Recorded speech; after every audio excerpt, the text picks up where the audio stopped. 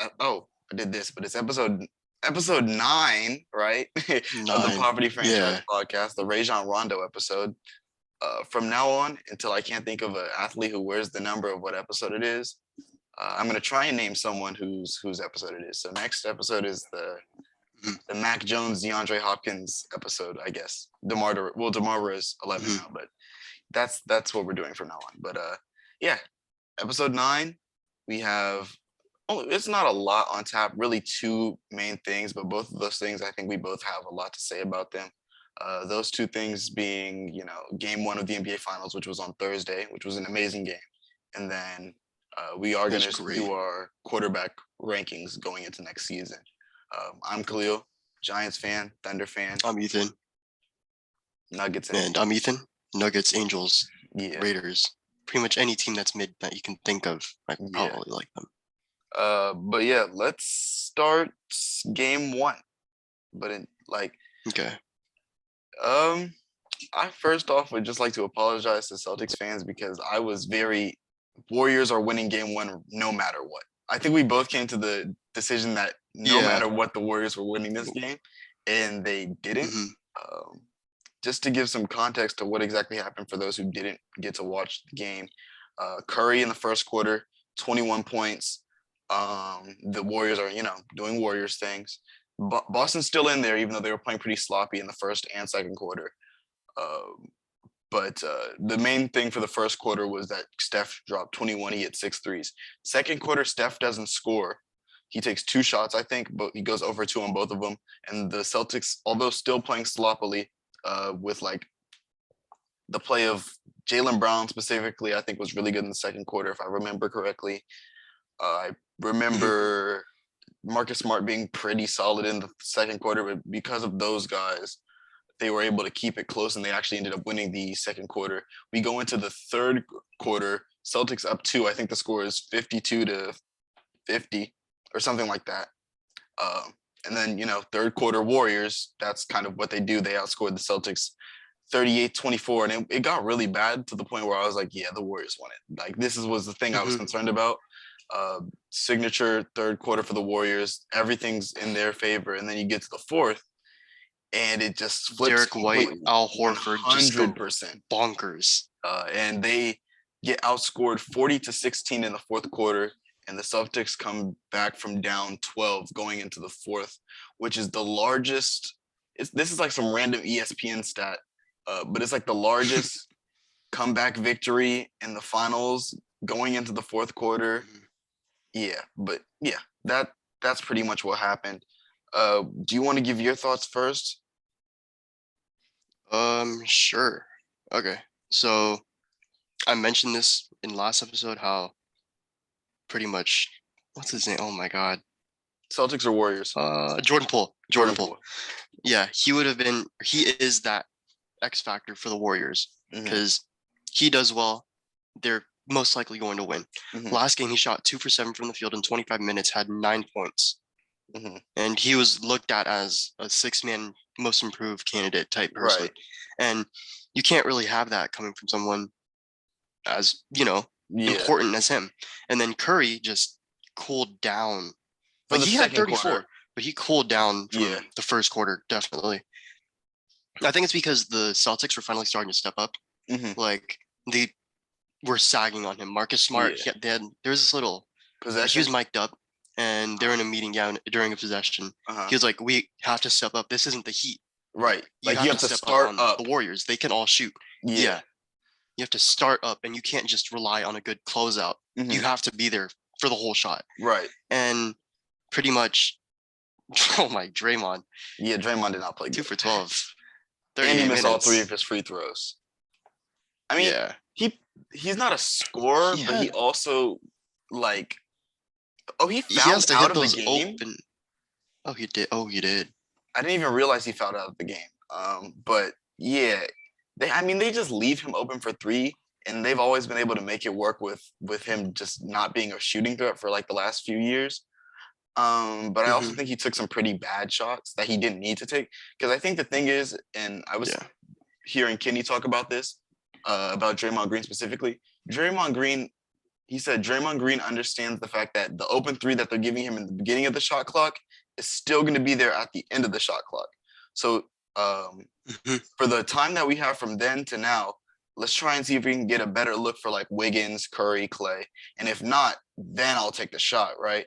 I think in this game, he was just taking the shot a little too early, a little too often.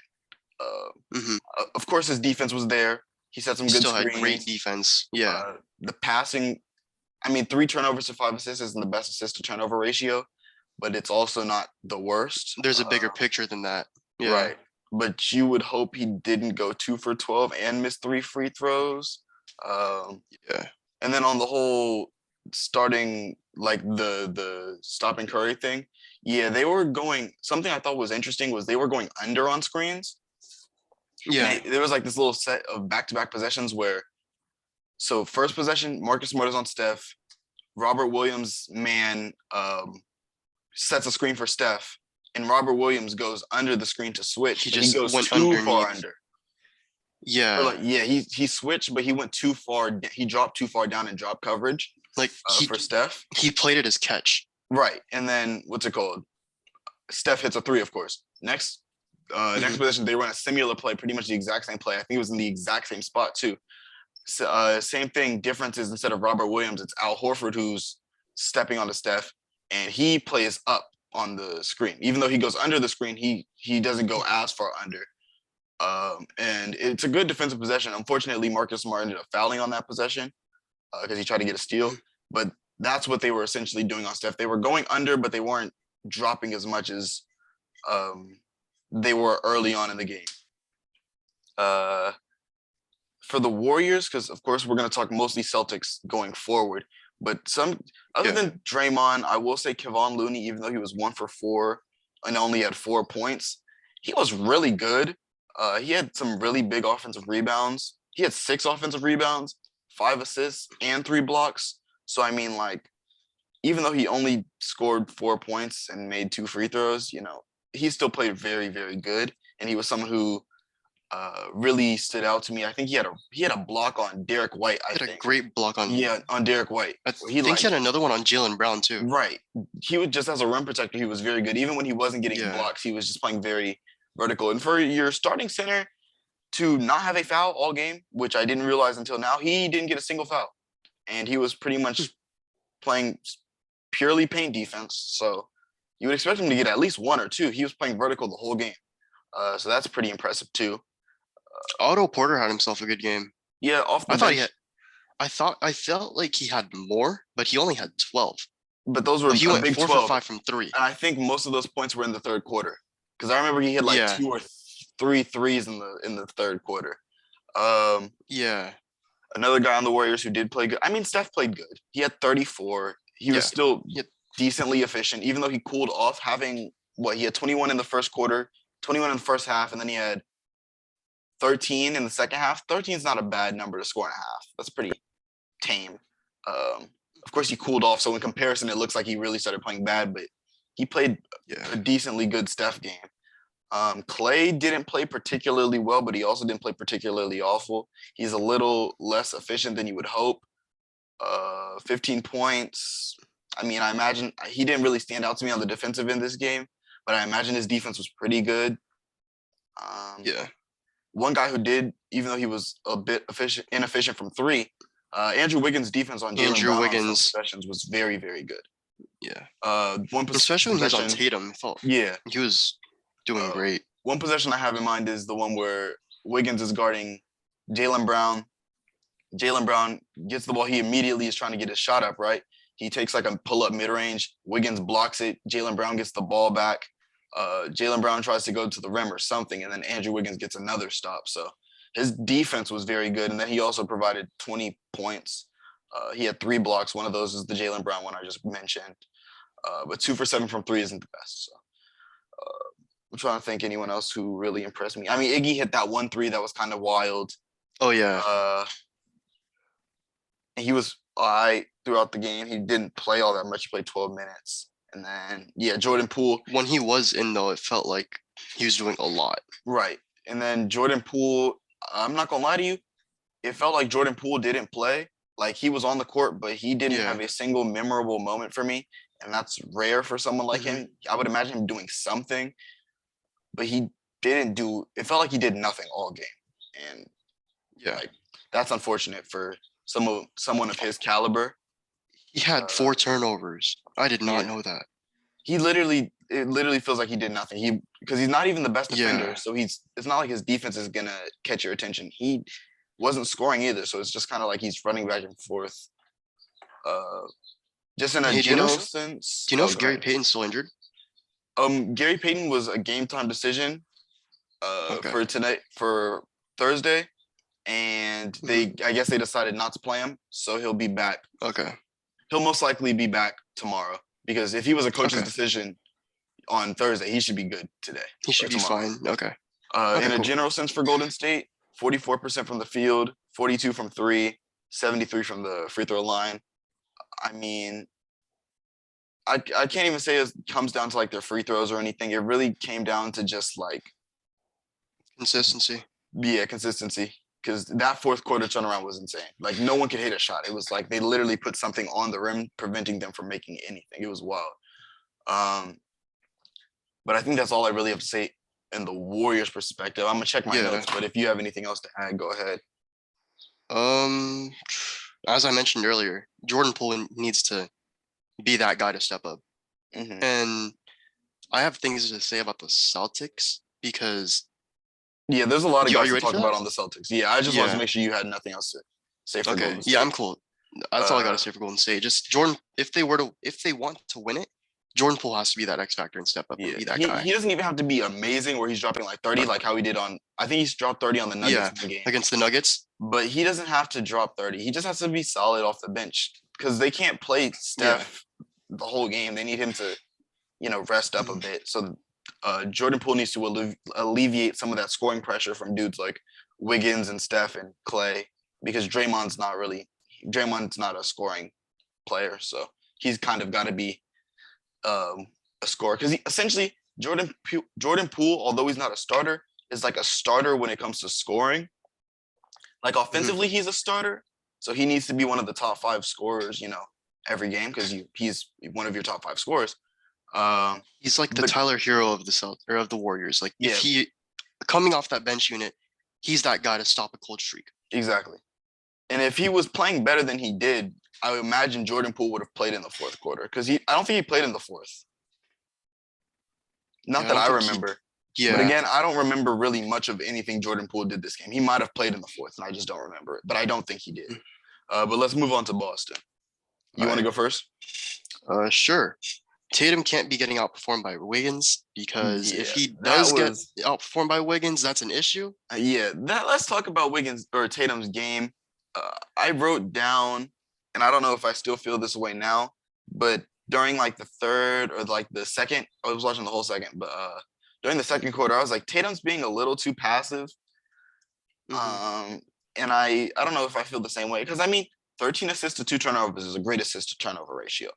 That's So great. Yeah. clearly his passing was there, but there were a couple times where I feel like he passed too soon. Like he didn't look for his shot in the first place. Mhm. Like there was a possession where he set a screen. I don't know. And Marcus Smart had the ball. Curry was guarding him. Jason Tatum sets a screen on Steph Curry, which forces the switch, of course. So Tatum's got Curry in the post. He like backs down for a couple dribbles and just passes it immediately to Marcus Smart, who luckily hits a mid-range jumper that was heavily contested, which is fortunately he hits the shot. But you would hope for Jason Tatum to kind of take advantage of that matchup. Um, and then wide open threes, he could not make them. Like it was an issue. There was No, it was an issue in like the third and fourth quarter. like 'Cause, wide like, open threes. He was Timeouts missing. timeouts were called and he just missed it. Right, like during the timeout when you like just take a shot to see your shot go in or whatever, he was missing Mhm. still, and it was wild. Like just not a good performance. Like if I were to tell you that Jason Yeah. Tatum would drop 12 points on 3 for 17 shooting, like if I told you this on the Wednesday episode that he was gonna have 12 points on 3 for 17, you would not think they won the game, right? Like Yeah. That's a terrible performance, but he made If up I would for have it. told you he had more assists than points, I'd be like, what? Like, yeah. and that's still impressive. 13 assists is impressive. I Oh yeah, honestly for feel sure. like in a finals game, that might be up there for assists in a finals game. They never Mhm. brought it up, so it might not be. Um, but Probably like Magic dropping 20 assists in a yeah, game I or feel like something. Magic, Shit. Magic, LeBron have done it. I'm trying to Yeah. think of other guys who could have done it. John Stockton's probably had a high assist game in this finals, but 13 is a lot. Yeah. Um, but yeah, just scoring the ball wise, he didn't do very well. His defense was very good, and then his playmaking was very good. So even though he was really inefficient, couldn't get a bucket, he was still plus 16 for his plus minus. Hmm. So that shows he was impactful without scoring the ball. But you also, you don't want him to not score the ball. You want him to score the ball. Uh, but as far as Jason Tatum goes, that's all I have to say for him. Al Horford cooking. Yeah. Most threes in a finals debut, apparently. Hmm. Uh, and it was really like the fourth. Like he was good throughout the whole game, but the fourth is Yeah. when he really stepped up. Picked up. Yeah. Um, Same for Derek White. Derek White too. We'll get to him, but Al Horford was amazing this game. Um, he played good defense, especially on like pick and roll switches. He hit some big threes. You know, I was just genuinely impressed with him. Like I can't really describe exactly how impressed I am with him because the main things that stand out are the clutch shots, and regardless of who hits them, you're gonna get praise for those. But like he just played all around really good game. Jalen Brown throughout the game, he was like, whenever the Celtics were having a little cold run, he Mhm. was that guy to like pick up the energy. Like I think Yeah. it's what led to it led to the Warriors calling like 2 timeouts in the 4th Mhm. because Jalen got a bucket and then he got another tough bucket and then a lob to Rob Will. Yeah. Jalen Brown, even though when you look at his numbers, he wasn't really efficient. Um, Mhm. he was very, very good, and like he would, yeah, like you said, he was keeping them afloat this game, especially in like the second and third quarters. Uh, More specifically, the second quarter, because there was like no one else on the Celtics to score, but then Jalen Brown would hit a contested three or a contested mid range. I think Yeah. his shot selection was a little bad this game, like the one with Mhm. Wiggins guarding him, like I said earlier, where he immediately went for a Yeah. shot, got blocked, got his board back, and then shot it again. That was kind of stupid. Yeah. But the shots you needed him to make, he made them. So 38 minutes, his defense was pretty solid. He looked composed. He looked very, very composed for a young player in the Mhm. finals. For sure. Very comfortable. 4 turnovers isn't the best, but 7 rebounds, 5 assists, 24 points with us, 2 steals and a block. So you can't complain. Hmm. Then you got Marcus Smart played very well. Like 18 points, and then he was mic'd up too. I don't know if you heard some of the things he was saying mic'd Yeah. up, but you could tell he was definitely playing a role as like a leader. Hmm. Uh, He was on the that court, defensive off the leader court, that they needed. right? Yeah. And keeping the team's like spirits up, especially in that third quarter when it was looking like it was over pretty much. Uh, Hmm. he did a good job of like steering the ship essentially. Yeah. 18 points, very very efficient. I don't think he tried to do too much. No turnovers. He only fouled one time. He just did his job. Yeah, he did his job to a T essentially. He was 4 for 7 from three, 7 for 11 from the field. Like he was taking good shots, hitting the good shots. He missed a few, but he really didn't foul. He played solid defense. So Robert Williams, he played good, I guess. Like he didn't play bad, uh, but I wasn't Yeah. necessarily impressed with him either.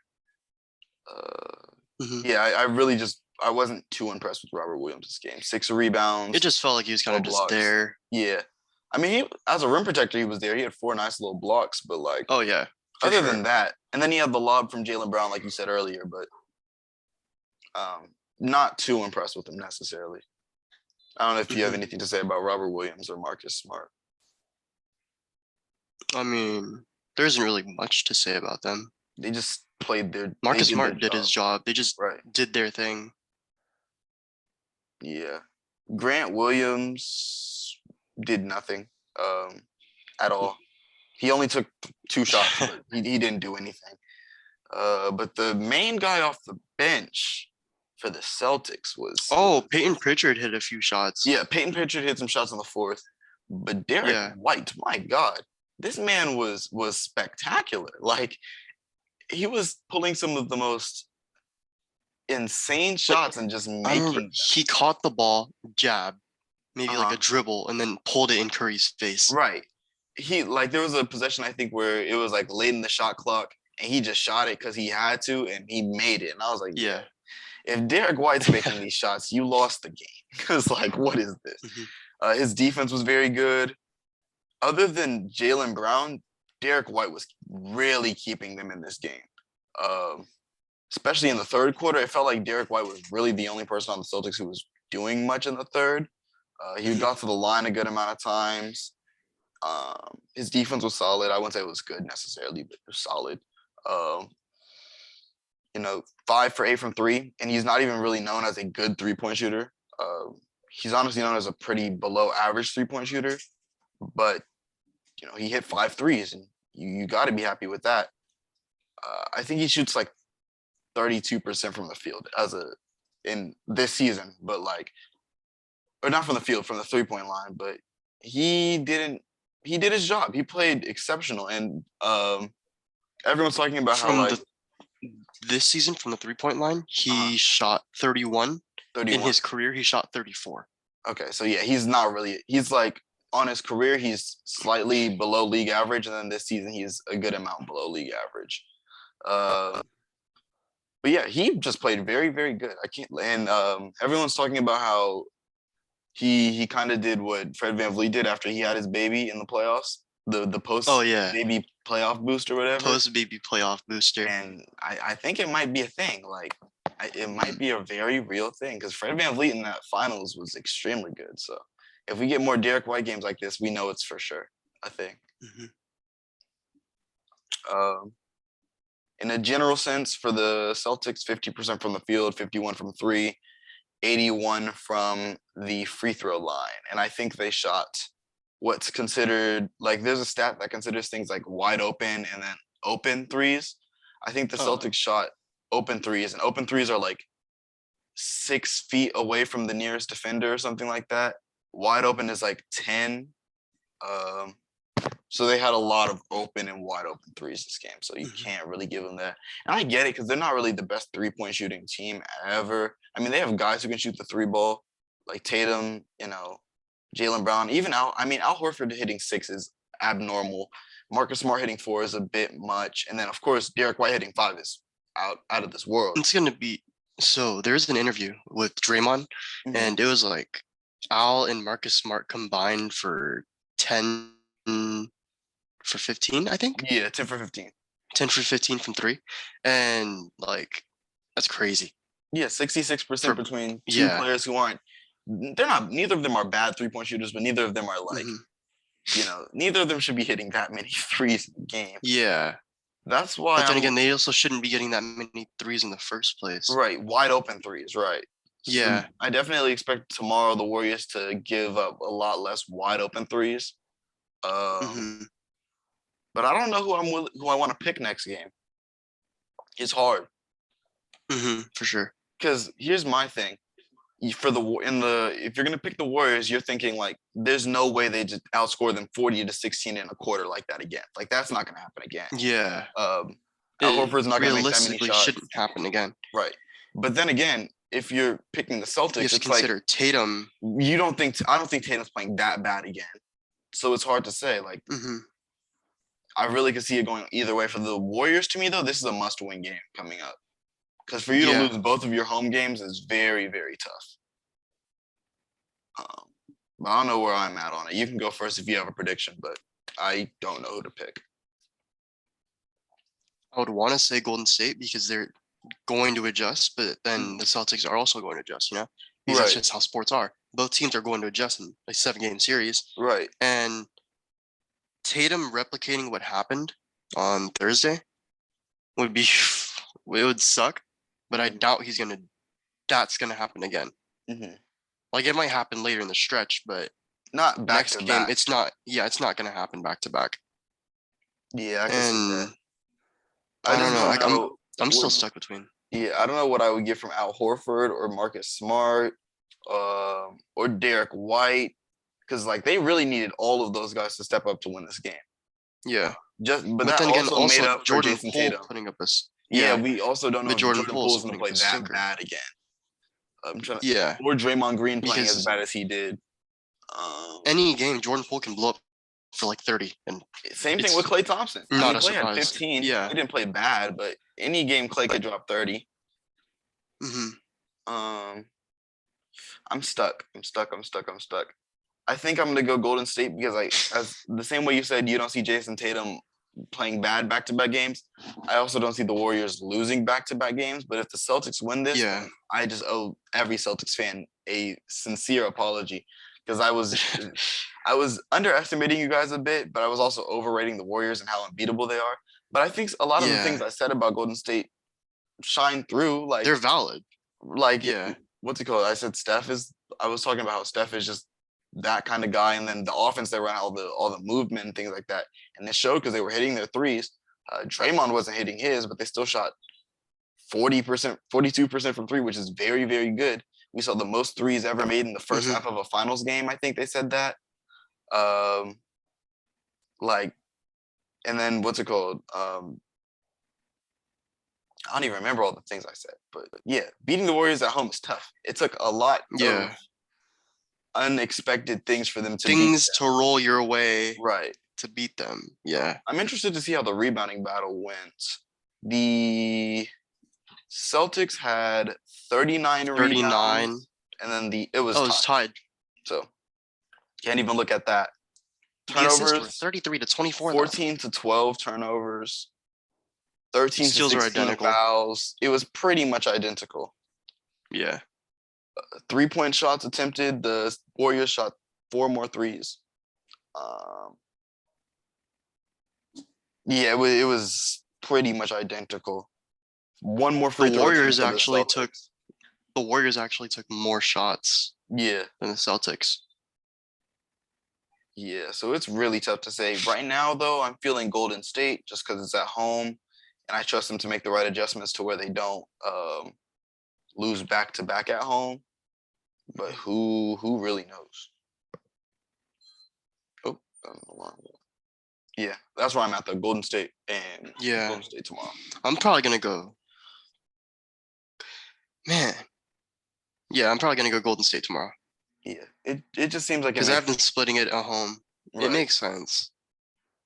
If they win again tomorrow, then like, yeah, go Celtics. Because like, geez, Yeah. the game on Thursday was probably one of the best games I've watched in a minute.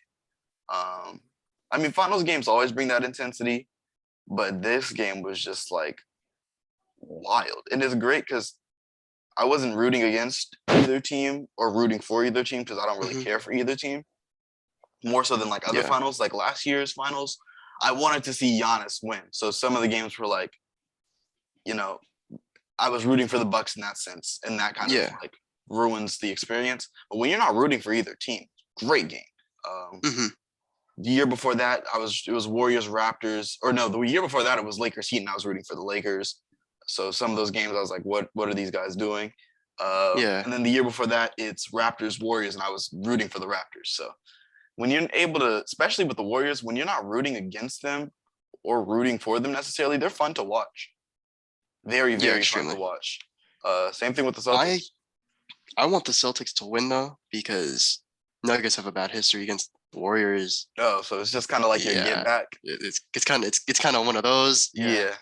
I also think it'd be cool to get another first time champion for like back to back Mhm. seasons. Yeah, for back to back seasons essentially.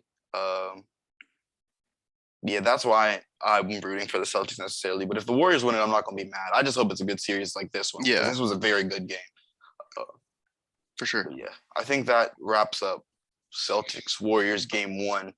But let's start talking about the second half of today's episode, which is essentially going to be a QB NFL quarterback rankings. not necessarily ranking, more like tier list thing again.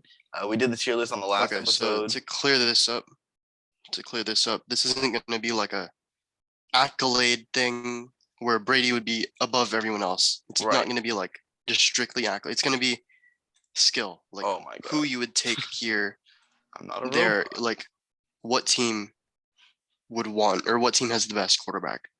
I Yeah, guess, you know? essentially. It's just where we stand on these quarterbacks. It's definitely not a career thing because that wouldn't be fair to a lot Yeah. of guys. To This the is rookies, just the rookies would be pretty much screwed. below I mean, everyone. they still have their own tier because you can't really say for rookies until you see them play some Yeah. NFL games. We also don't even know if they're going to start. So Right. I know some of these guys are not going to start. Like I see Malik Willis here; he's not starting. So yeah, that doesn't really even matter. And even the first guy we have, we don't know if he's gonna start. So Jimmy Garoppolo is our starting where we're gonna start off. Last year, I played 15 go ahead. games, 38,000 yards, or 3,800 yards, not 1,000. That would be wild. 20 touchdowns, 12 picks. I mean, overall, not the worst season, but it's also not rather impressive. As the starting quarterback, he had a 9-6 record. So that's also 20 I and guess, 12 touchdown interception ratio. yeah, It's not the best. but like He was also on a run heavy scheme. Yeah, and that's why I'm probably leaning towards more average or low. I would say I have average. him as like average low end. It's like somewhere in He's like- between. Yeah, he's probably like a lower end average, but Yeah, high end low end. Does that make right. sense? Yeah, I see what Yeah. you mean. Like if we put him here, Okay. he'd be first out of all The of the high low ends. But Yes. if we put him average, he's probably the lowest out of the average. I think Yeah. for him, it just comes down to the fact that like he's not that great at anything. He's kind of just there. But he's also not. I wouldn't say he's like a bad decision maker too Yeah. much. He just doesn't have like the arm accuracy, the arm talent that makes him necessarily a good quarterback. He doesn't have that big play opportunity. Right. I He's guess. just kind of there. He's average. He's literally average. He's not great at anything. He's good at some things. He's not mobile. Like even if if you don't have the best arm accuracy or arm power, if you're mobile, that adds another layer to the offense, and that would make me be more lenient to adding you up to good. Like Mariota, I'm probably gonna end up putting. I think when we get there, we'll probably end up putting him in average for a bunch of different reasons. But Yeah. his mobility makes him less average Versatile. than Jimmy Garoppolo, if Yeah. that makes sense. Again, like you said, run heavy offense. So he's never really been asked to do too much as a passer.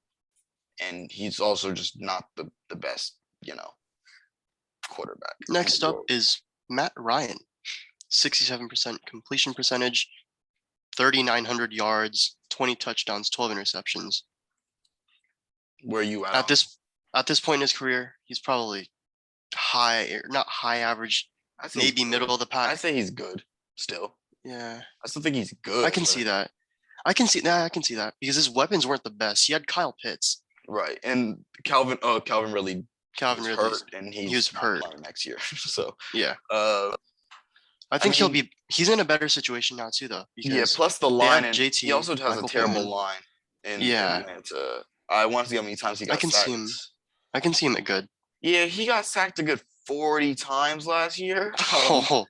So I feel like if he gets sacked a little less, he might play a little better. His record as the starting quarterback of the Falcons was 7-10, and for him to get 7 wins out of the Falcons is actually decently impressive. Yeah. 7-10. I don't know if I'm remembering the Falcons wrong, but I feel like they did not win 7 games last year. Yeah, I thought they won like 6 7-10 or 5. I guess they did win 7 games. Wow, I did not remember them winning 7 games, but yeah, he got 7 wins out of that team, which shows he still is able to, like boost the floor of a poor roster. Yeah. And he's going to a better roster now. One of the best running backs in the league. You could argue the best running back in the league. I wouldn't say that, but you could argue it. You can argue it. Very good O-line. You could also argue best O-line in the league. Arguably the best guard in the league. Right. The best guard in the league, not even arguable. Yeah. Quentin Nelson's the best guard in the league, but a solid to good defense. Some weapons. I mean, there's Michael Pittman, T.Y. Hilton. I mean, T.Y. Hilton's not who he was, and then Michael Pittman's kind of on the upswing, but like can't really go wrong with that. It's They better also have than a good Atlanta. defense. Yeah, good defense. Who's their kicker? Isn't it like Rodrigo Blank? They have a good kicker. Rodrigo Blankenship, I mean, he's not Yeah. better than Young Hoku, I don't think. Georgia. But like, you know, I'm he's not good. biased or anything, but I think Yeah, Young Ku's better. Yeah, he's good. Matt Ryan's good. I think he's definitely not average. Not yet, at least. Maybe after this year, if he progresses a little bit, then you could see him move down to average. But at the moment, he's still a good quarterback. Next up is Kirk Daniel Cousins. Captain Kirk. He Yikes. threw 4,200 yards, 33 wow. to 7 touchdown interception ratio. That's pretty Those are crazy. actually good numbers. Those are very, very Yeah. good. He had an 8-8 record though. I think part of that was his defense. They weren't the best. I think I would. I mean, those are. I'm not gonna lie to you. I don't know if 31 touchdowns is 31 touchdowns is enough for like a Pro Bowl appearance, but that seems like a high good. Was he a Pro Bowler last year? He was a Pro Bowler last year. He was. So I mean, like he was a Pro Bowler because I think he was a Pro Bowler. A few of the quarterbacks dropped out. Yeah, he's still. I mean, Pro Bowler. He's still a Pro Bowl. He played at a Pro Bowl level. You said he threw how many yards? 4,200. 4,200 touchdowns, 7 picks. Like that's very, very good to me. And he only played 16 games. He missed a game. So, I mean, like his stats say he's a Pro Bowl level quarterback. He was in the Pro Bowl last year. I mean, he has really good weapons. Adam Thielen, Justin Jefferson, Dalvin Cook is probably not playing next year, though. I think. Wait, for real? Or was Dalvin Cook the one who got in trouble? No, that was Alvin Kamara. No, it's Alvin Kamara. Not playing next year. Dalvin Cook is a good weapon as well. So you would hope that for a quarterback who's Pro Bowl level to have those weapons, you would probably expect him to win a little more. But like you said, that's a credit to his defense, which was not good last year. So I think Pro Bowl level is fair, but I also see an argument for good. If you really feel like if you really feel like he should have gotten more wins, which I personally at moments he just has like bad ball placement, I guess. He's inconsistent in general. Like that's the only reason why I feel like consistency has an issue for him. Right. I think if he's consistent, then he's a Pro Bowl level quarterback. If he's being inconsistent, he's just a good quarterback. Which is he's really stuck between these two. I would put him Pro Bowl level just because he already was a Pro Bowler last year and he put up pretty good looking numbers. But he can easily move down to good. And I don't think there's any way he moves up to franchise. Like he's not a franchise guy. Pro Bowler good. Nowhere higher. Yeah. Okay. Next up is Kenny Pickett. He's going in the rookies category, but like rookies category, yeah. He has 4,300 yards, 42 touchdowns, 7 interceptions.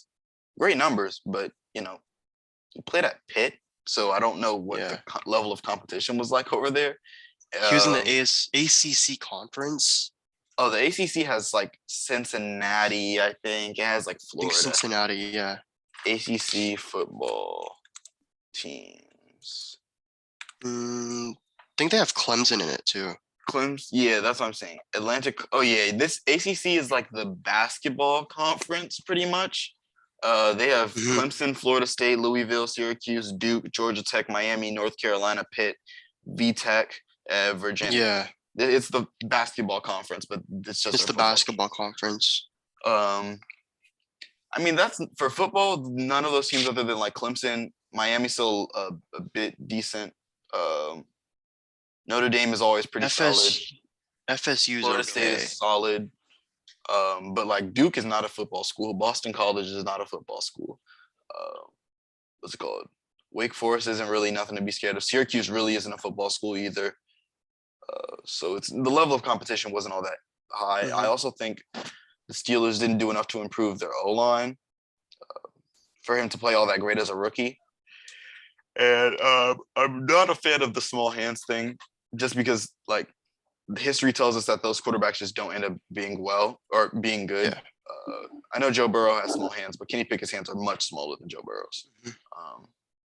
I also don't like their schedule, the Steelers' schedule next year. So I also just don't think he's not going to play that well. So I'm not going to put him in low end starting quarterback, just because of course we've never Let's seen him play. just okay.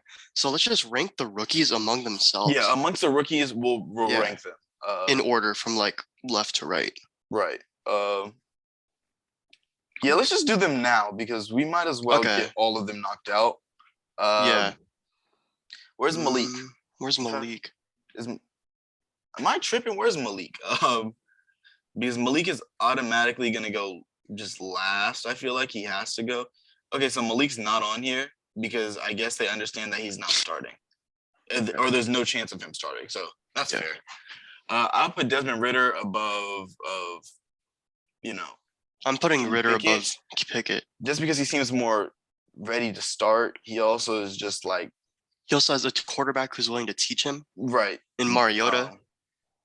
I mean, not to say Mitchell Trubisky isn't willing to teach him because he never said that, but you could learn a lot more from Marcus Mariota than Mitchell Trubisky because Mariota's been doing it for longer. Their frames, so Ridder and Mariota's frames are similar. They're both athletic. They have similar styles of play. And Ridder was also really solid at Cincinnati. He made I think Cincinnati made the college football playoff. They made the They did make the chip. They lost to Bama, but they made the chip. So clearly he can beat high level competition. And although I don't like the Falcons roster, I'm not gonna I would pick him to have a better season than Kenny Pickett at the moment. It could flip flop though. I have to look more into Kenny Pickett and Desmond Ridder to really have a great idea of how good I think they can be. But at the moment, I'm thinking Desmond Ridder over Kenny Pickett. And then I really have nothing to say about Sam Howell or Matt Corral because I know little to nothing about them. Oh, there's Malik Willis. I would put Malik Willis third. Yeah. Just because as a prospect, he arguably is one, but he's not playing next year. He's not going to play. Yeah. So it really doesn't make sense for us to argue or for us to rank him anyway. But of course, he's got the talent. And then for the last two, I strictly know nothing about, like, at all. Yeah. You ready to move on to Joe Burrow? Joe Burrow. Joey franchise. As in the name. Franchise Joey franchise is a franchise level quarterback. I don't know why people are starting to act like he's overrated now, but Joe Burrow is him, okay? For how bad their O-line was last year, Joe Burrow's statistics look very, very good. Like, on pace with some of the best quarterbacks in the league who had more help as far as O-line goes, because he had a very good receiving core. He had a great receiving core. And what's their tight end's name? I forget. Uzoma? CJ Uzoma. Yeah. 4,600 yards, 34 touchdowns, 14 interceptions. Come on now. This guy was great. He got sacked 50 times, which is most in the league. And got sacked 51 times, most in the league. Most yards per attempt. Cool, calmed, and collected in the clutch. Great completion percentage. He's just a franchise quarterback. Him. Yeah, right. He's just great. He led his team to the Super Bowl, so that's franchise level right there. And it was not even like he got carried and he was just kind of playing his role. Nah, he was having some great games. Of course, he had help, so it's not gonna act like he didn't have any help and he was carrying, but he was very, very good last season. And he's by far a franchise level quarterback. His nickname is, like you said, literally Joey franchise. So Joey if you have anything else franchise. to say about him, go ahead. Justin Herbert is up next. So I have this discussion all the time. It's funny how they go back to back because I talk about these two in comparison to each other all the time.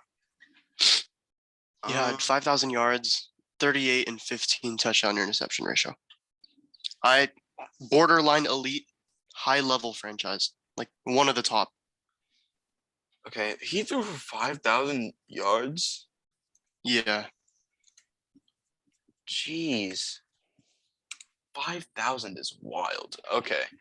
Oh yeah, 5,014, 38 touchdowns, 15 picks. Dang, this makes my take look a lot worse because I thought Joe Burrow and Justin Herbert's stats were a lot closer than they are. Yeah.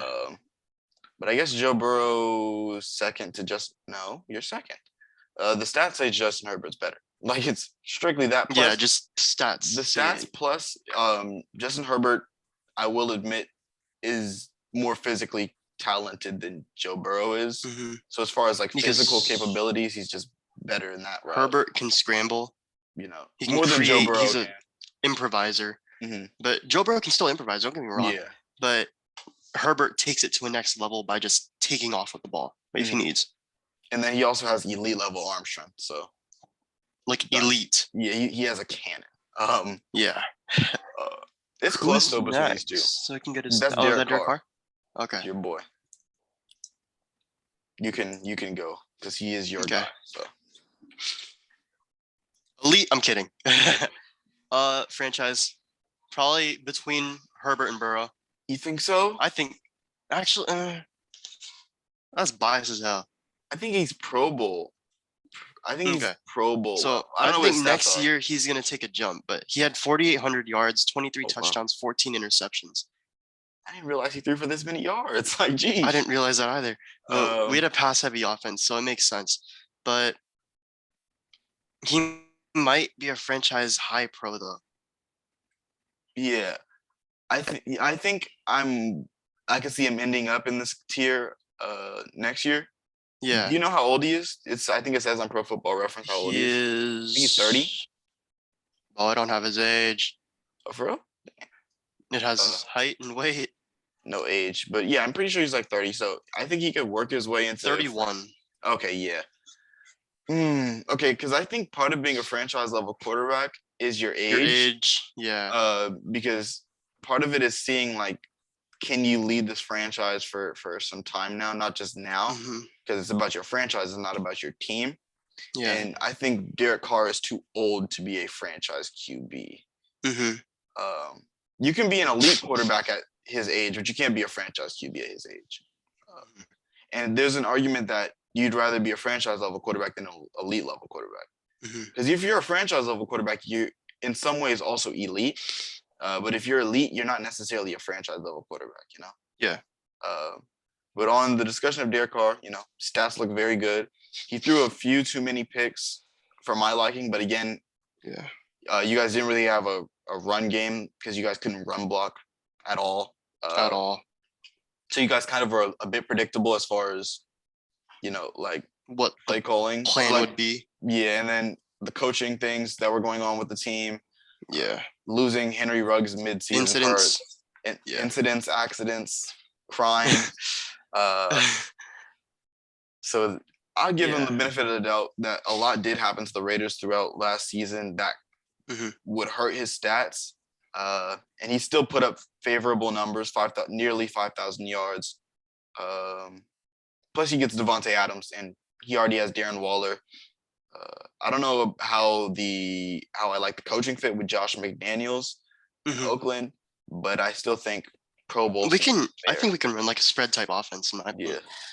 You know, You guys it's have the what weapons makes for most it sense. now. Yeah. But yeah, I think that's where I am with Derek Carr. Okay. Dang, sleepy. Jared Next up Goff. is Jared Goff. He At this had point, 3,200 yards, 19 touchdowns, 8 interceptions. and those aren't even terrible numbers, but I think he's a low end starter. starter. Yeah. And it's not even to say he's bad at all, because I think he played solid last year. He But played good for being on the Lions. right, he was a solid quarterback for that team. So maybe Mhm. that makes you move him up to average, because with that poor of a roster, he was still able to play And he solid. will still perform. Mhm. And he did get some wins from that team. So maybe he's average, but below Jimmy Garoppolo average. Yeah, I can see that because he's not No. exactly sorry. Yeah, he's not terrible. There's quarterbacks on this list that I'm Yeah. looking at. Is there one? Shoot, I'm looking. Oh yeah, no. I'm really looking. Like, is there a low end starting quarterback on this list? Oh, there's one or two. Yeah, there's one or two or three. Yeah. Yeah, three. Oh I think. yeah, yeah. Three guys. Okay. 4 guys actually. But I think Jared Goff is. I I'll think give him he's the just benefit of the doubt and say he's average. yeah.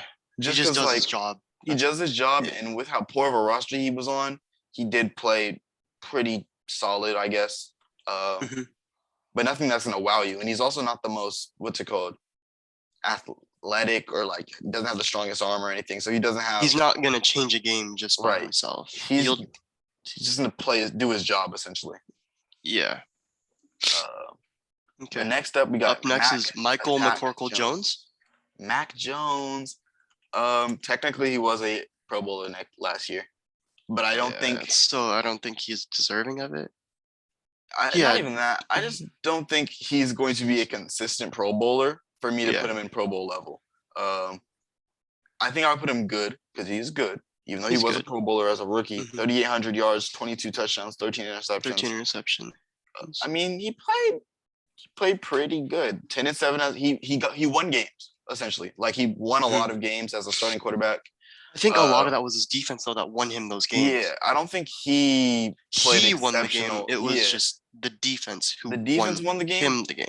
But he also didn't put his team in positions to lose. Which I think that also comes over to Belichick. Yeah, it's a lot of things because when you play for the Patriots, it's like you're kind of just a piece in a puzzle. You're in such a safe situation, right? You're especially as a quarterback, you're a piece in a puzzle. They had a good roster around him, great O-line. He didn't really have the best weapons, so I guess you could say he made the most out of the weapons he had as far as receiving goes. Because rushing, he had 2 very solid backs. But he's not that impressive to me. He's just he's good essentially.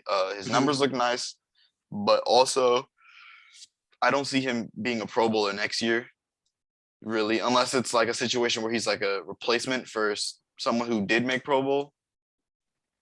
But just on his own, due to his play, I don't see a Pro Bowl season from Mac Jones, really. Yeah. Where do you see him between Matt Ryan and himself, though? Because I think that's a discussion, I guess. I'm taking Matt Ryan over him. Okay. It's just that veteran experience, and then I don't know. I trust him more, I guess. Okay. I think I'm somewhere in the same area. Because honestly, Mac Jones got 10 wins with a much better roster than Matt Ryan did, and Matt Ryan got 7 wins. So Matt Ryan has shown the ability to win with a poor roster. Patrick the Grim Reaper. Wait, why is he the Grim Reaper? Who, Mac Jones or Patrick Mahomes? No, Patrick Mahomes. I mean, like, this guy's just not good. I mean, have you watched this? He's pretty bad, bro. Have you seen him? No arm strength, no athleticism. He can't throw on the run. He has a horrible placement. Right. Like, I just don't think this guy can win Super Bowls. He's never gonna win Super Bowls or any MVPs. Yeah, he sucks. He's not good. Like, just a terrible. Bro, like, look at this. The Gunslinger. What kind of nickname is that? Right. He's not slinging any guns. My homeboy. Yeah. What's that? Guy, honestly, Mahomes is so bad. We have to put him in the rookie tier. I think I'd rather have Matt Corral than Patrick Mahomes. He had 13 interceptions. He's so bad. Like, what is this guy doing? But in all seriousness, he's elite. Like, he's elite. Yeah. He's the best quarterback in the league to me. We don't have to say anything for Patrick Mahomes. It's Patrick Mahomes. 4,800 yards, 37 touchdowns, 13 interceptions. And that was considered a bad season for him for a lot of. Like early in the year, people were like, "Dang, Mahomes is not playing that great." He's having a down season. Right, but he still made it to the AFC Championship. It doesn't matter. Yeah, very, very good season for Mahomes as usual. He continues his legendary career up to this point. Like, I don't know what his totals are. 4 seasons starting and 4 AFC Championship appearances, 2 Super Bowl appearances. Like, he already in his career, he has 18,000 yards, 151 touchdowns, 37 picks. Like, this guy is insane. His record as a starting quarterback 50 is 50 and 13. He doesn't lose games.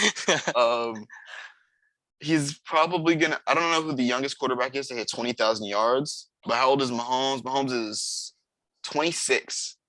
He might be one of the youngest QBs to hit 20,000 yards. Yeah. Who's the next quarterback? That's Mitch Legend. Oh, or MVP. Yeah. I would still put him as a low end starting quarterback. Low end starting quarterback. I love Mitchell Trubisky just because of like the memes, but like in all seriousness, he's not really, In his last full season that he played, he had 2,000 yards, 16 touchdowns, and 8 interceptions. Yeah, which is not good numbers. Well, he at played. all. He played 10 games. So I mean, started okay, you 9 could of them, assume so his stats were would a little go up inflated. if he played more. Yeah. But even then, those aren't great numbers. But again, the Bears roster really wasn't great, so it's hard to say because that roster was pretty bad. At least offensively, it was pretty bad. So it's hard to say how he would look if he was given an adequate line and some weapons. But I don't think Pittsburgh is the place where he's gonna get the line. He's gonna take that leap. And it also seems like they're not gonna. There's no way he starts over Kenny Pickett. I'm sorry, but like if you draft a quarterback in the first round, he's starting. They've already scouted so much of Kenny Pickett too, because they're in the same facility. Right. And it has to be a very specific situation where you draft a quarterback in the first round and he doesn't start. Like Mahomes was because the Chiefs knew Alex Smith was on his way out, but he was still the starter for that season, and they brought in Mahomes. Or like Daniel Jones, they still had Eli, and they were like, okay, Eli's going to start. They knew Eli's on his way out. But with Mitch, I don't think if they clearly Mitch isn't on his way out, so they drafted the quarterback because they felt like they could improve at that position. Like it's the biggest position of need to them, right? So clearly, it seems like they're shifting towards Kenny Pickett. But if he does start, he's definitely a low end starting quarterback to me. I think what defines you as low end is like what you need around you to succeed. Like, I think Mitch needs more around him to succeed than Jimmy Garoppolo would, and he definitely needs more than Jared Goff would, because clearly we saw Jared Goff played solid last year with a pretty bad roster. And yeah, that's pretty much all I have to say. He's a low end starter. If he's starting, you don't feel great about it, but I would say he's terrible. I think if he starts one random game throughout the season, he can get you that one win. But he isn't the worst out of everyone. Right. I think the best way to describe Mitchell Trubisky is like lightning in a bottle. If you get him on a good week, then you got yourself a win. But the sustained excellence is not going to be there. He's not going to be that great going game to game. But that's where I'm at on him. Discount double check, he's elite. There's nothing we have to say. There's not even any debates. I would just take Mahomes over him. Mahomes. Just because at this point, Mahomes he has the arm strength of Rodgers, and he's just more athletic. He's also only going to get better. Right. He's not getting worse. And, I don't think Rodgers is also going to get worse, but I just think his weapons aren't there. Yeah. He lost Tay. Yeah. Mahomes is definitely going to be probably the best quarterback. Well, I mean, Mahomes did lose Hill, but like between these two, their receivers that they drafted. Yeah, they drafted much. Sky Moore. They signed another person who was a Heisman candidate one year, but he got injured. Yeah, so hey, they could get it done. I just don't. I think next season, between the two elite level quarterbacks, he'll be the best quarterback in the league. But one of these franchise guys could be better. It's just like between the elite guys, I think he's the best. Tyrod Taylor. He's a low end starter. I honestly don't know why he's here, because Tyrod Taylor is on the Giants and he's not starting next year. I would hope he's not starting next year. But yeah, Tyrod Taylor is not awful. Again, he's not the worst. And I think I'll put him over Mitch because of the what's it called? Tyrod's been playing for a much longer time, and Tyrod has started full seasons. I think he actually made it to the playoffs with the Bills as a starter. I mean, Mitch has done the same thing, but that was definitely to the credit of his defense that year. But yeah, he's not someone you feel the best about starting, especially now. Like in 2022, if Tyrod Taylor is your starting quarterback, that's an issue. There's an issue. Not to say he's bad, though. He's just not really. He's like a good backup. I think both of these guys are good backups, but starter, nah. No. Baker, the worst average. You think so? I think he's the worst average.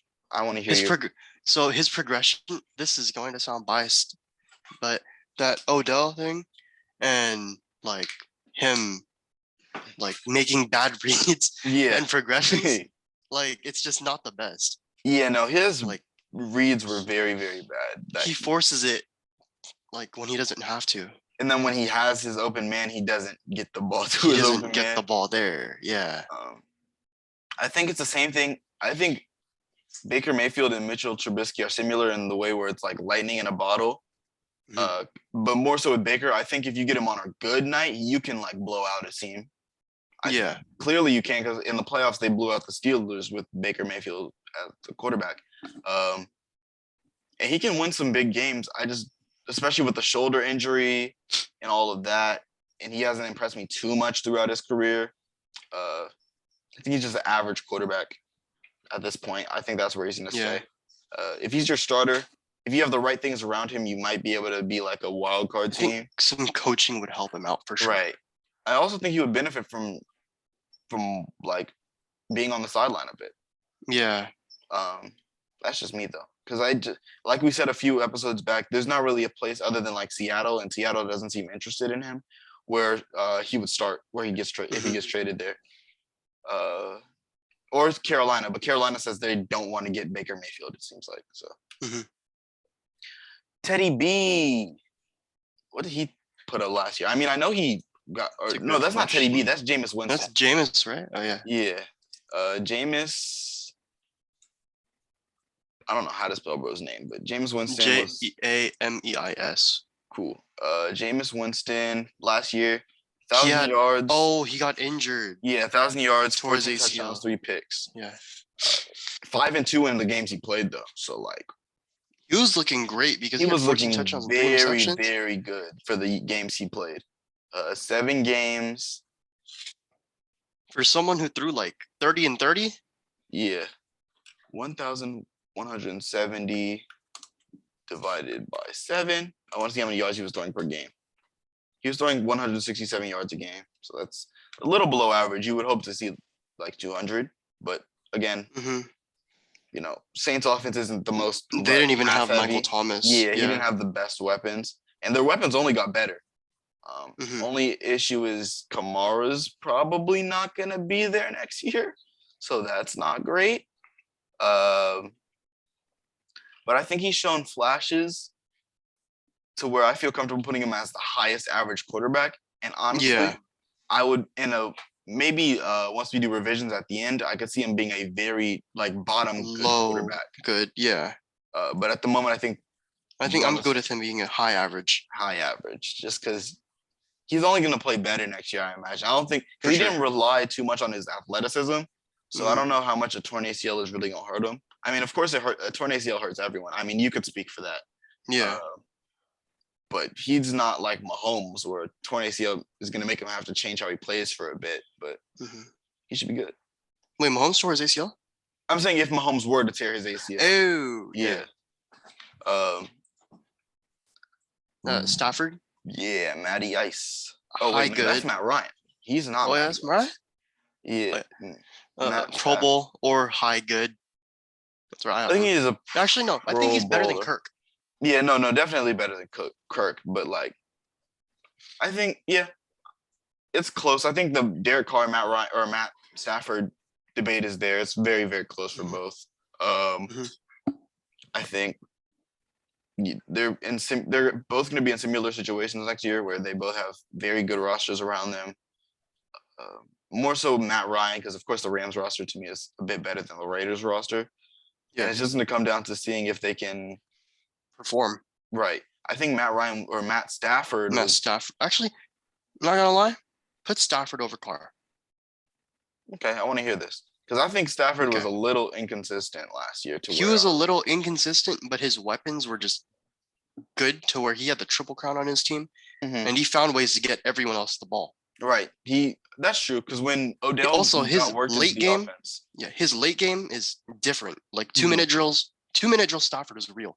We've seen that multiple times. It's something else. He has that clutch factor. He's a game leader. What were his stats last year? Good question. Stafford out of Matthew Georgia. Stafford had 4,841 and 17.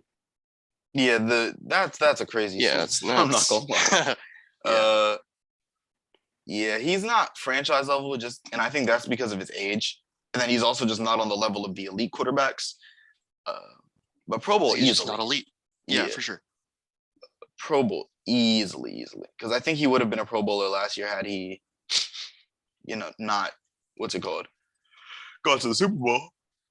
Uh, okay, we got Who's the next quarterback? Josh Allen, who was going in elite. Oh, bro, he sucks. Can't even play golf.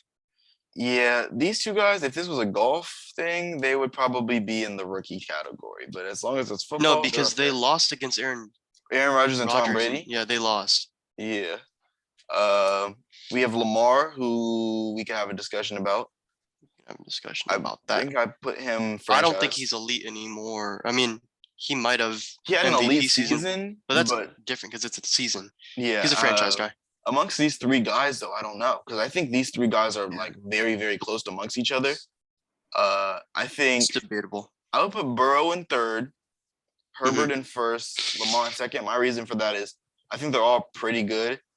Lamar doesn't have the passing ability Arm of either of talent. these guys, Yeah, but his running ability is game picks up breaking, for that. Yeah, literally game breaking. And then It's- Justin Herbert has the arm talent that neither of these guys have. He has better athleticism and running ability than I would say Joe Burrow. Mhm. So it's just a combination of the two. And then Joe Burrow just has worse skills he like the worst of those two main skills than anyone here, but not Yeah. bad. I didn't mean to interrupt you though. Whatever you wanted. Oh no, you're good. Oh, Lamar pretty much makes you change your game plan, like exactly. defensive schemes. Like Mhm. he makes you plan for him. Like, hey, I got the ball. You just want to let me run, you know? Yeah.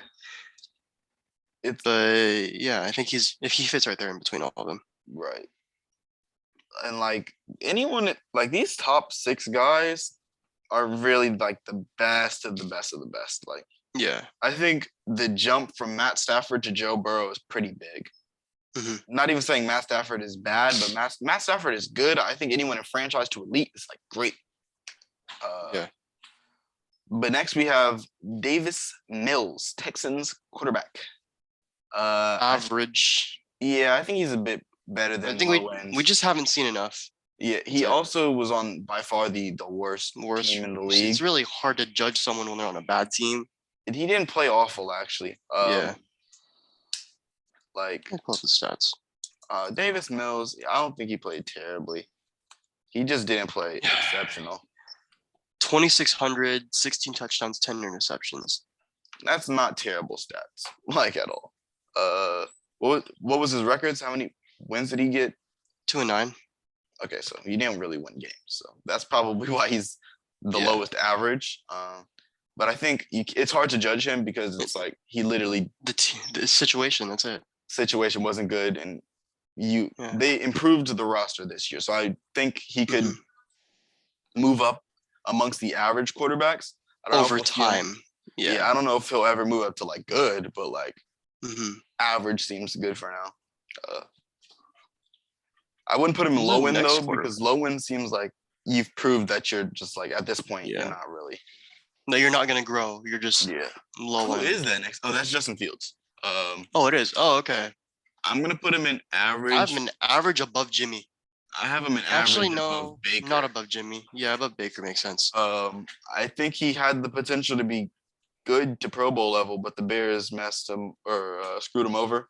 They Yeah. didn't get him any weapons, and they didn't get him any weapons this year either. So I think he's going to play pretty much as bad as he did last year. Like, Mhm. it's hard to improve if the roster doesn't get better. And honestly, he lost his best weapon. Allen Robinson is a Ram now. He's gone.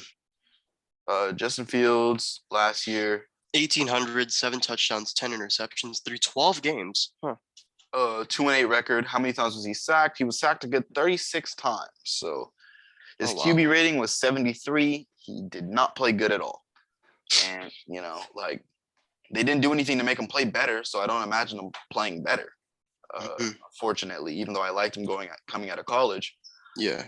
He's going to just always be, average, and I Average can't. until he gets help. That's Right, it. and I can't even put him in low end, even though his stats are really bad. It's just when you give context to it, he had no help. There was no chance Mhm. for him to succeed in the first place. So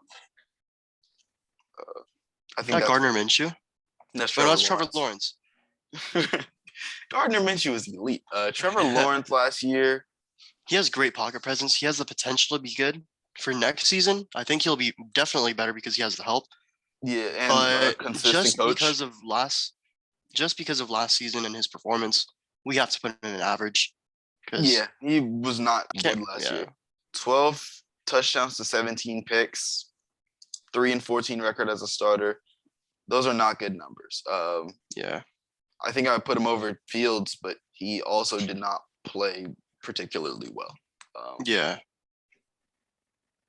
Yeah, like they really did a lot of these rookie quarterbacks dirty. The only one who got proper treatment. I mean, Davis Mills was just in a bad situation from the start, so Mhm. can't really say they did him dirty. Trey Lance got very good treatment, having him actually Mhm. stay on the bench. I mean, I think he played one game last year Yeah. against the Packers, and It was like late in the year. right. But other than that, these rookie quarterbacks Mac Jones also played good, but you know, these rookie quarterbacks last year were very disappointing in general. Mhm. For as hyped up as the quarterback class was, it's not even to their fault. It's literally their team's fault. We got Drew. Next up, Lock. Drew Lock. I think he's a low end starter. He's not good. Low end starter. He's not Uh, great. I think I put him over I'll have him as that Tyrod. higher end. Yeah, that higher end, low end. Drew Lock has not been good, like ever, really. I mean, I was when in the Daniel Jones draft, I was in the Drew Lock. Let's draft Drew Lock over Daniel Jones club. Mhm. I thought he was gonna be really good. I think part of that was because I think if you look cool while you do something, you seem better. And Drew Yeah. Lock just looked cooler. I didn't really do because this was early into my Giants like caring about like the draft and things like that in our roster. So I didn't really do a lot of research going into it, comparing both of the quarterbacks. But I was like, yeah, Drew Lock seems like a cooler guy. He wears an arm sleeve and he's a quarterback. Let's Yeah. take him. Clearly that didn't work out, but in the seasons he started, he's thrown 25 touchdowns, 20 picks, and that's between 3 seasons. Dang. He has an 8-13 record. He didn't win a single game last year. He's not good. Like it's literally he's not good really. Yeah, honestly, I'm not gonna lie to you. He might be the worst low end quarterback. Yeah. He's really not starting level. He's a backup, and he's not even a great backup. So, Next year he might do better because he has great receivers and but he also good backs. yeah, Yeah. a mediocre line. I mean, they improved the line, but it's not good still. We got the home stretch of players. I see some interesting guys coming up. Carson Wentz. Carson Wentz is the next Average. dude. Yeah, he's average. I think Low he's key put him above Goff. Above or below Goff? yeah. I think it's Somewhere close there. between those two. Yeah. I think I'm gonna go with Goff over Wentz just because, Okay. and this might be a little biased because Wentz had that really bad game against Jacksonville, Mhm. where they literally all they had to do was win the game and they would have made the playoffs. His decision making is so bad because like sometimes Yeah. he just like he forces the ball out. He throws lefty sometimes. Right, for no reason. Like, and he's not a left-handed That's quarterback. all I need to say. He also threw an interception on a shovel pass at the 1 yard line somehow. I don't know Yeah. how he did that, but that was wild. And it's kind of crazy to think that these two guys were like the top two quarterbacks in their class in the 2018 class. And now they're both right next to each other still, but not for the Mhm. reasons you expect. They're both average. Goff showed he can win with he can perform with a worse roster though than Wentz did. Wentz Mhm. played as he should have with that roster with him, and in a lot of situations he actually fumbled the bag. Literally. Yeah, literally fumbled the bag. Kyler. Murray, Pro Bowl. Pro Bowl, like high Pro I Bowl don't know. though. So I don't high think Pro he's on the so tier he- of these guys though. he's so I- not a franchise guy because like he always has a great start to the season. Mhm, And then not always. Recent like last season. He had a great start. And then mhm. he just cooled down after week 8. Right. And then now there's drama. Right. And also, no diss to short people, but like I don't like his size for his position. I'm not gonna lie. He is a little small, and he's also, I mean, the athleticism is there. Very Mhm. mobile, things like that. And then he also can throw the ball pretty well. But his height isn't, you know, He has a too great appealing. decision making as a quarterback. Like Yeah. on alerts, he's great at making that decision to just chuck it or like hit Hmm. the guy. But Last year he threw 24 touchdowns, 10 picks, 37,000 yards, or 3,700 yards. Uh, Pro Bowler. So clearly he is Pro Bowl level, but I don't think he's on the tier of the Joe Burrow, Lamar, Justin yeah, Herbert guys. I don't think he's there He's close though. Like amongst these guys, he's for sure. definitely the closest. You can argue it. Sam Darnold. I don't think 2,500 he's yards, average. 9 touchdowns, 13 interceptions. He's now officially below average. He's had enough Yeah. years to show if he was average or not, and he's not. He's average. not there. Yeah. He's definitely better than Drew Lock to me, but he really shouldn't be starting for your team at all. I don't have anything to say about him. Didn't he say he feels like he could be like one of the best quarterbacks in the league? Yeah, next season. Yeah. You're delusional, bro. You're not better than Mitchell Trubisky, so it's hard to say that. Next up, Deshaun Watson. this is the hardest one to judge. We don't even know if he's gonna play. And we also don't know how he's gonna look when he does play. I think he's anywhere from It's good safe to say he's to Pro Bowl. good. Yeah. Just put him at lowest or like I'll put him at high good. high good. Okay. Because of He's course, better when than Deshaun Matt. is, He was better than Matt Ryan yeah. at least. Last time we saw him play, he's franchise level. Last time we saw him play, but he hasn't played in a long time. And I think at the bare minimum, he's going to be good. Yeah. But we just don't know. So he's high good with Pro Bowl to franchise level potential, but we don't know. Trey Lance. I think Trey Lance has to be in his own tier. I'm Put not him gonna in lie to you. average. Okay. I don't I don't blame even think he's average. I'm gonna put him with the rooks, but he's not a rook. Like he literally played one game, but you. I mean next year's technically like his rookie season. He played one game. It's like a Mahomes repeat. Yeah, pretty much. In Mahomes' rookie year, he only played like one game. I think I'm gonna put him highest of the rooks, but like Okay. and we're naming the rook tier rooks / Trey Lance question mark. Rooks / Trey Lance because this guy played one game last year. I think he has really high potential, and I've been hearing a lot of things about if he's playing good or not in like camps, the OTAs, things like that. Seems like mixed feelings, but if he has really high potential. Arm power is there. Sure. Athleticism is definitely there. Just comes down to how he performs next year. So we'll see. But yeah, that's where I'm at there. Tannehill. 3,400, 21 and 14. 3,400, 21, 30, 21 no, 3,700, my fault. 21 and 14, yeah. I think he's good. Yeah, it's hard to say for him. Like, because he's not like crazy good, but he hands the ball off. Yeah, he's like a better Jimmy Garoppolo. Like he also hands the ball off. But he has some bad games. Like in the playoffs, he threw 3 picks, so that's not amazing. I would think I would put him like Pro Bowl level, just because I know he can put up numbers. But he's also nothing special, really. Yeah, he's like a low Pro Bowler. The year before that, he threw 33 touchdowns and 7 interceptions. So yeah, those are Pro Bowl numbers. Those are very similar to Kirk Cousins' numbers last year. So it just comes down to how he performs. It depends.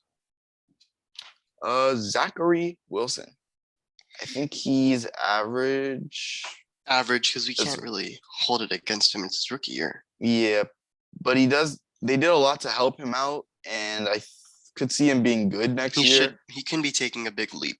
I'm gonna put him over Jimmy and Jared and Carson, just because I think he has the potential to be better next year. But like, like he has the arm strength, he has the athleticism. He just was on a terrible team, so it's hard to judge him. I'm gonna skip. I don't really have much to say about Zach Wilson. I think we should just get to these last guys. Dak, 4,400, 37 and 10. I think Dak is franchise level. Franchise. He's franchise level. Come on, this man Dak has, and I know it's fun to hate on the Cowboys. As a Giants fan, it hurts me to do this, but he's been just so good, like every year of his career so far. He's franchise level. I don't know if he's not elite to me. What were his stats? Say them again. 4,400, 37 touchdowns, and 10 interceptions. And honestly, his numbers were better than Joe Burrow's. I don't know if he's going to be better than Joe Burrow because the roster did get much worse this year. Or it got not much worse, but it got worse this year. Yeah. So we'll see how he performs. But he's been so good throughout his whole career so far. So I can't really say he's not franchise level. I would build around Dak Prescott. He's solid enough to build around. Russ. Do you still have him as elite? No, at this point he's Pro Bowl level. Yeah. The best Pro Bowl though. Yeah, definitely the best Pro Bowl. He's too old to be a franchise quarterback. And then I don't think he's with these three guys. He's definitely not with these three guys. Yeah. And then if you get him on a good day, he's definitely elite. But I just don't think throughout the whole season he'll be an elite quarterback. Yeah. Jalen Hurts. I want to hear where you have him because you seem to be higher on him than I am. So I'm high on him because I know he can be great. He also has weapons this year, like better weapons. And he can be good, but for his decision making is also poor. Like he'll pass up a good read to just take off the ball, like Malik Willis in college. But then it's coachable, like to hit the read, or like it just takes time to develop that, I guess. Yeah, I have him average, I guess, because he's not average. High average. I don't have him good because he's not on that Matt Ryan tier. I would still take Matt Ryan over him, but I have him at high average. So over like the highest average or like no, like below Jameis. Okay, second highest average. Okay, fair. But he has potential. I honestly think he has Pro Bowl potential. If he really plays good. Tua turned the ball over. I think he's average. It's not necessarily good either. He has he has great short arm accuracy, but his deep ball sucks. Yeah, he can't get the ball down the field, and you kind of need to be able to do that. So I think I'll have him over Jimmy G, but like Zach Wilson has more arm ability. Jalen Hurts just has more general potential than Tua does to me. And then Jameis is also just really solid. I don't know, what were Tua's numbers last year?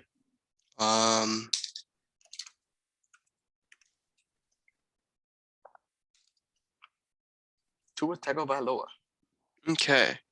Tua Tagovailoa had 2,600 yards, 16 and 10. Yeah, that's not too impressive, but it's also not like atrocious. It's just, again, you want to try and pronounce his name? Tua Tagovailoa Tagovailoa. Oh my God. Jeez, I didn't even see that. Yeah. I'm glad they call him Tua because I don't know how to say that, bro. Like Tua Tagovailoa Tagovailoa. That's a tongue twister. I'm sorry. Nah, because imagine having to write your name. Yeah, he always has to go after full name. His birth certificate is on like a scroll, bro. Like that's the longest name ever. Last three.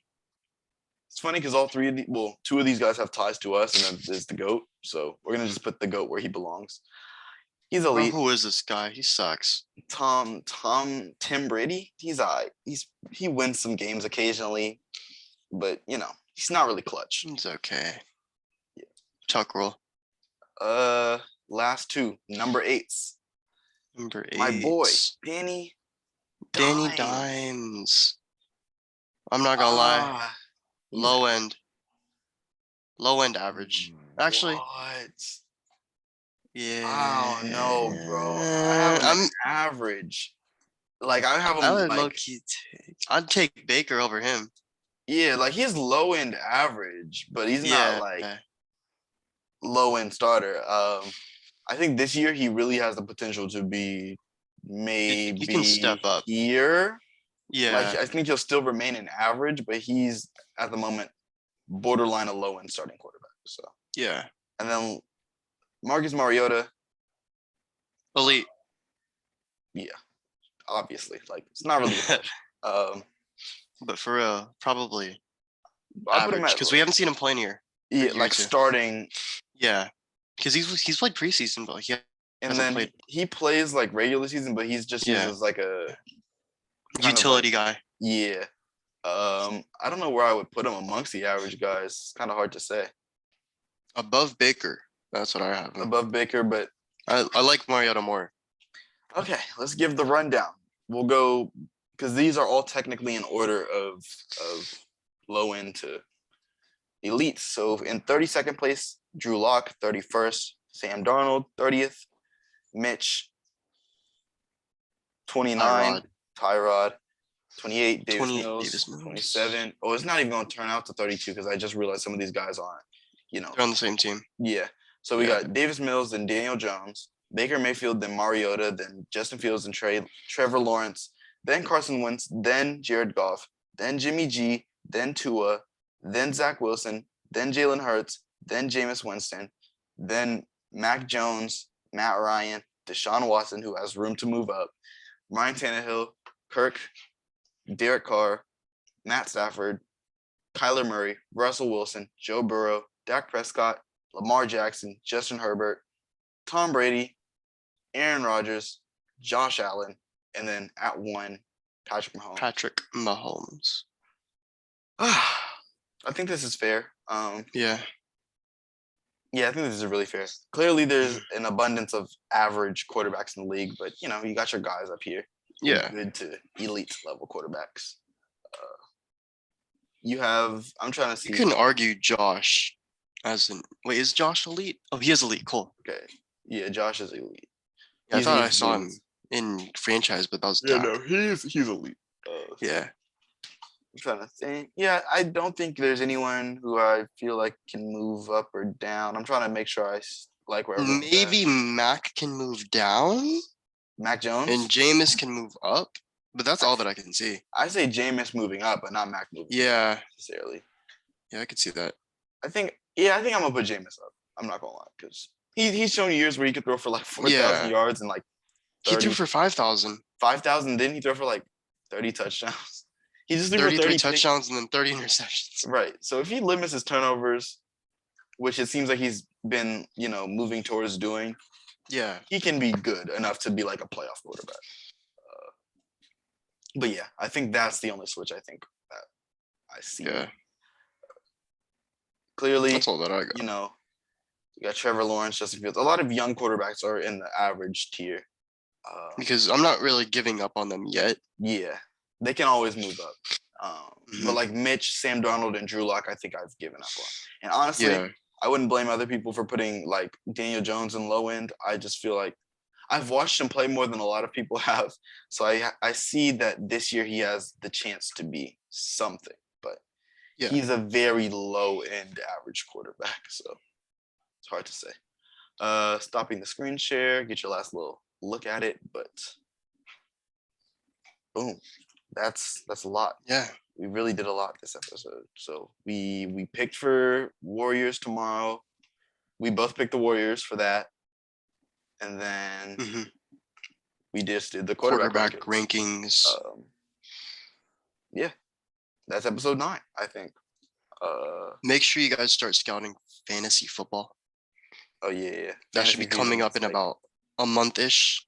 Yeah. Like once July starts, you need to be ready to start drafting and stuff. Yeah. But yeah, that concludes episode 9 of the Poverty Franchise Podcast. We'll be back on Wednesday.